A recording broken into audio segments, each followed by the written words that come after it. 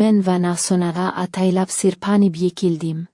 Ammo shifokorning o'zidan chiqqan birgina jumla butun hayotimni adi. Dartu, tarkilib yuborishini o. Shapit tasavvur ham qilmagandim. Agar yu gap aytilmaganida edi. Balki bugun ham men yo'l. On bilan yashashda davom etar. Yuragimdagi haqiqatni eshitmaslik uchun quloqlarimni berkitib olgan bo'lardim. Mana shu so'zi meni ko'r ketdi, sindirdi va bir vaqtning o zida qayta tiriltirdi. Mening ismim Mohinur, erim Jasurbek.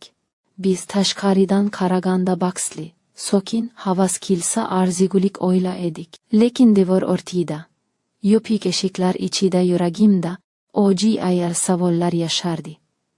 Jasurbek yomon inson emasdi, u mas'uliyatli, mehnatkash, ojicha mehribon edi. Ammo u meni eshitmasdi. Men gapirsam, u jim bo'lardi. Men yig'lasam, u sukutni tanlardi. Eng iri, u meni tushunishga harakat ham qilmasdi.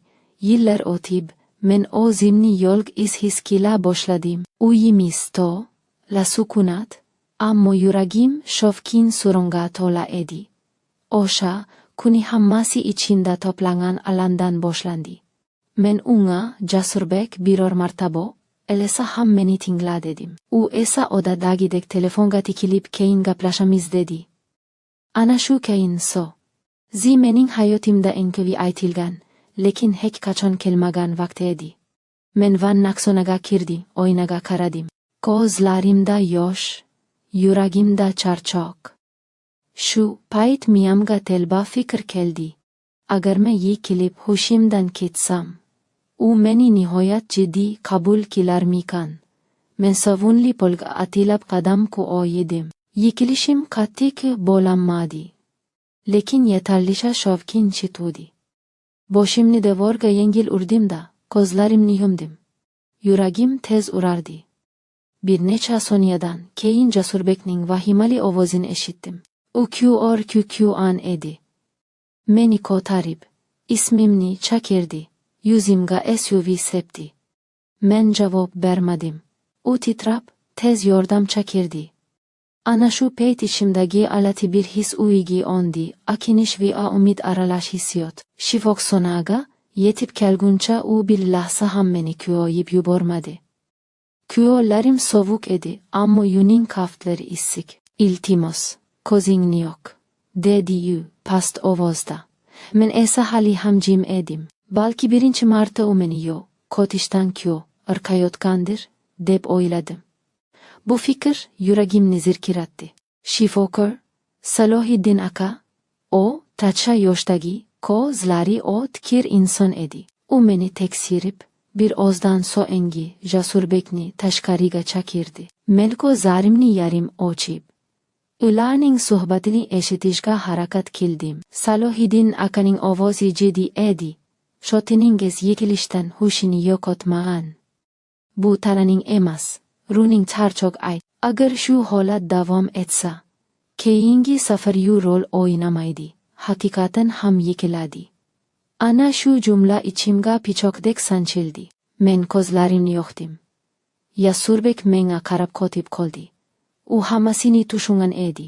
Ko'zlarida alam, arkiviye, pushaymon aralash yosh yaltirardi. O'sha lahzada onim fosh bo. Ammo yuragimdagi haqiqat ham ochildi. Uyga qaytgach, biz uzoq vaqt jim o'tirdik. Hech kim birinchi lib gapirishga jur'at qilmadi. Oksiri Jasurbek boshini egib dedi. Men seni shu ahvolga solganimni bilmagan ekanman. Men yiqladim. Yillar davomida ichimda to'plangan ziyohlarim oqib chiqdi. Men faqat eshitilishni xohlagandim, dedim men titroq ovozda. Men kasal bo'lishni emas, sening e'tiboringni so'ragandim.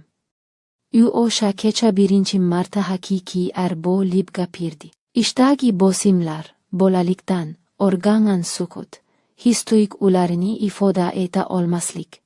Hammasini aytdi. Men esa uni birinchi marta chinakam tushuna boshladim. biz dushman emasligimizni, faqat bir-birimizdan uzoqlashib ketgan ikki inson ekanimizni angladik. Keyingi kunlar oson bo'lmadi.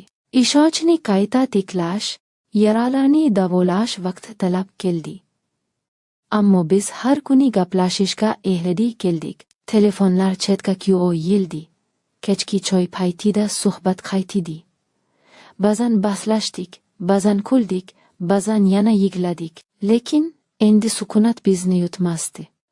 Oradan o'ylar dedi.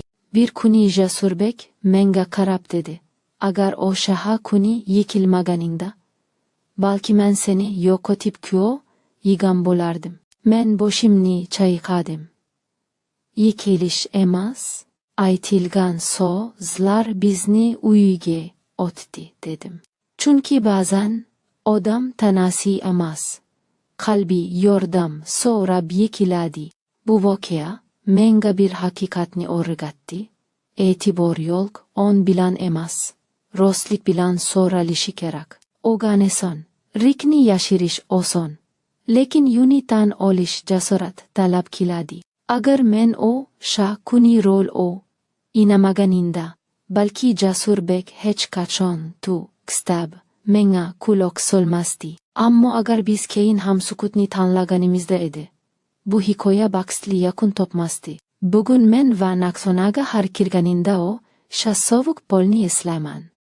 Ammo endi yuragim sovuq emas. Chunki birgina shifokor aytgan achchiq haqiqat bizni saqlab qoldi. Hayot ba'zan odamni uviga o'tish uchun o'jirikli usulni tanlaydi. Muhimi o'sha uyga o'nishdan keyin yana o'kslab qolmaslik.